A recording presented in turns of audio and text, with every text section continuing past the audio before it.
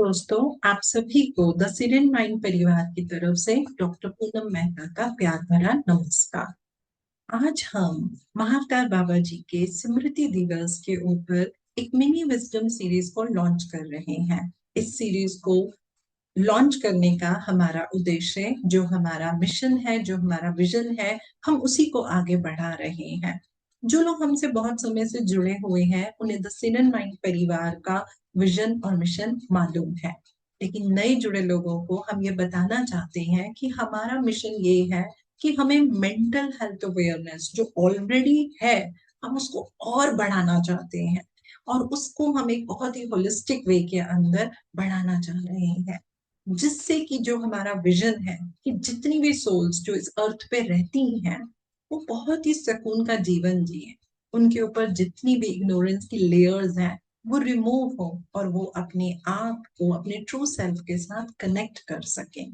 इसी संदर्भ में आज का जो हमारा टॉपिक है दोस्तों, वो हमारी साइकोलॉजी से ही जुड़ा हुआ है।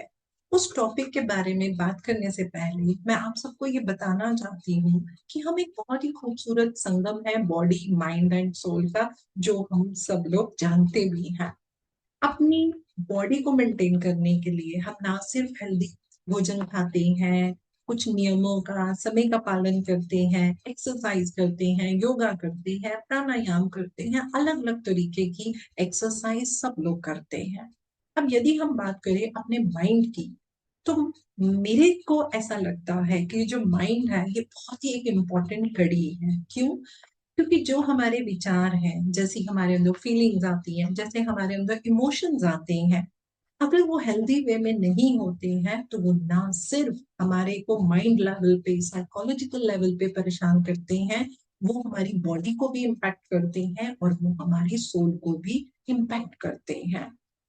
इस सीरीज के अंदर जो हमारी मिनी विजडम सीरीज है, इसमें हम कुछ साइकोलॉजिकल एस्पेक्ट को हर सीरीज में उसके बारे में चर्चा करेंगे और हम उसको एक होलिस्टिक लेंस से देखेंगे, समझेंगे और उसके ऊपर काम करने की कोशिश करेंगे, ताकि ये जो हमारा ट्रायंगल है इसके अंदर बहुत ही ब्यूटीफुल वे में बैलेंस बना रहे।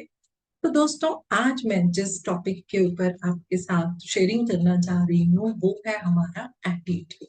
हमारा एटीट्यूड जीवन में कैसा है वो बहुत ही इम्पोर्टेंट होता है। और ये जो हमारा एटीट्यूड होता है दोस्तों, ये हम दो तरह से समझ सकते हैं। एक होता है कि हमारा बहुत ही सब्जेक्टिव एटीट्यूड है और दूसरा होता है कि हमारा बहुत ही ऑब्जेक्टिव एटीट्यूड है। अब इन दोनों में अंतर क्या है?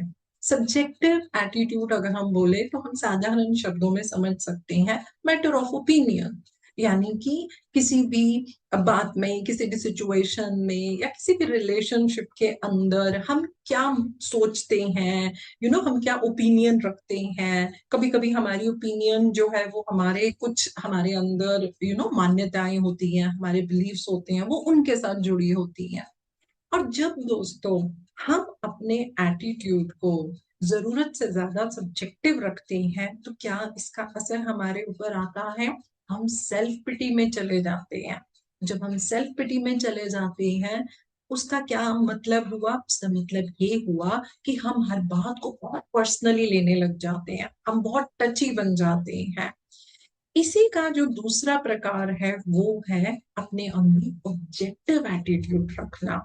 ऑब्जेक्टिव एटीट्यूड रखने का क्या मतलब है?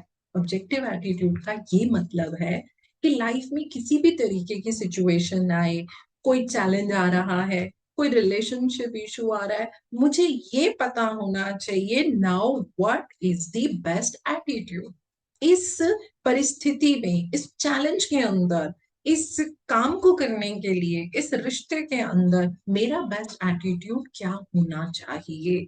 तो ये इन दोनों का एक साधारण सा मैंने आपको डिफरेंस बताया है। अब दोस्तों, हमारे मन में ये प्रश्न भी आएगा कि अच्छा, हमें ये दोनों का डिफरेंस तो पता चल गया, क्या कोई ऐसा बेंचमार्क है, क्या कोई ऐसा क्राइटेरिया है जिससे मैं ये देख सकूं कि मैं सेल्फ पिटी में हूं या नहीं हूं? तो बिल्कुल दोस्तों, इसका भी एक क्राइटेरिया है। वो क्राइटेरिया क्या है? हमें थोड़ा सा अपने अंदर जाना पड़ेगा, हमें थोड़ा सा अपने आप को इंट्रोस्पेक्ट करना पड़ेगा, और हम ये देखेंगे क्या मैं हमेशा डिफेंसिव मोड में या सेल्फ जस्टिफिकेशन मोड में रहती हूँ। डिफेंसिव मोड का क्या मतलब हुआ कि कोई भी बात हुई मैंने अपने आप को डिफेंड करना शुरू कर दिया। और सेल्फ जस्टिफिकेशन क्या है, हर बात हर जगह हर सिचुएशन पे हम अपने को एक्सप्लेन करने लग जाते हैं, नहीं मैंने ऐसा नहीं किया, नहीं ऐसा हुआ वैसा हुआ। ऐसा हम लोगों के साथ होता है। यदि हमारे साथ ये दो चीजें होती हैं तो इसका मतलब ये है कि हमारा जो एटीट्यूड है वो ऑब्जेक्टिव नहीं है, वो एटीट्यूड हमने सब्जेक्टिव रखा हुआ है। तो ठीक है, अब हमें ये भी समझ में आ गया कि कुछ benchmark is there to identify कि what type of attitude I am having. Now the point is, क्या कोई बड़ा छोटा सा कोई फॉर्मूला है कि मैं अपने एटीट्यूड को बदल सकूं? बिल्कुल दोस्तों, हमारे पास एक बहुत ही ब्यूटीफुल फॉर्मूला है जिससे कि जो हमारे को डिफेंसिव मोड में रहने की आदत पड़ गई होती है, हम उससे अपने आप को बाहर निकाल सकते हैं। उसके लिए हमें करना क्या होगा? कोई भी सिचुएशन जिसके अंदर हमारा ये एटीट्यूड डेवलप हो गया है, उसको आप एक कैटलिस्ट की तरह देखें, एक थर्ड पर्सन की तरह देखें, और उस चैलेंज के अंदर या उस सिचुएशन के अंदर आपने जो सोचा या आपने जो किया उसको भी एक थर्ड पर्सन की तरह देखें, तो आपको ये आंसर मिल जाएगा कि मुझे करना क्या चाहिए था।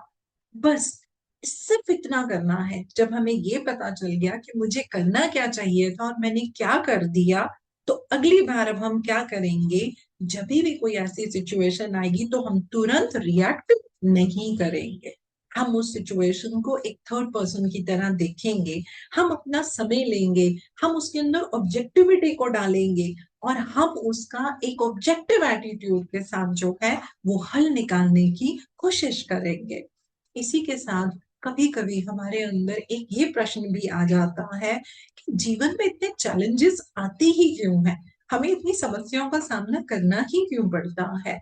जितना दोस्तों मेरा एक्सपीरियंस स्पिरिचुअलिटी में रहा है, साइकोलॉजी में रहा है, जितने लोगों से मैंने एज ए काउंसलर बातचीत करी है, मैंने एक चीज को बहुत ही खूबसूरती से समझा है कि ये हमारे जीवन में जितने भी चैलेंजेस आते हैं, मैं पहली बात इनको डिवाइन लर्निंग बोलती हूँ। ये हमारी मदद करने के लिए आते हैं। क्योंकि जब कोई सिचुएशन आई और मैंने देखा कि मैं तो सेल्फ पिटी में चली गई, वैसे मुझे नहीं लगता कि मैं सेल्फ पिटी में चली जाती हूँ, या मैं बहुत एंग्री हो गई, या मुझे बहुत ही ज्यादा जेलसी आ गई। जब वो सिचुएशन आती है और जब मेरी साइकोलॉजी के ये ट्रेड जागते हैं, तब मुझे समझ में आता है कि मुझे इन पे काम करना है।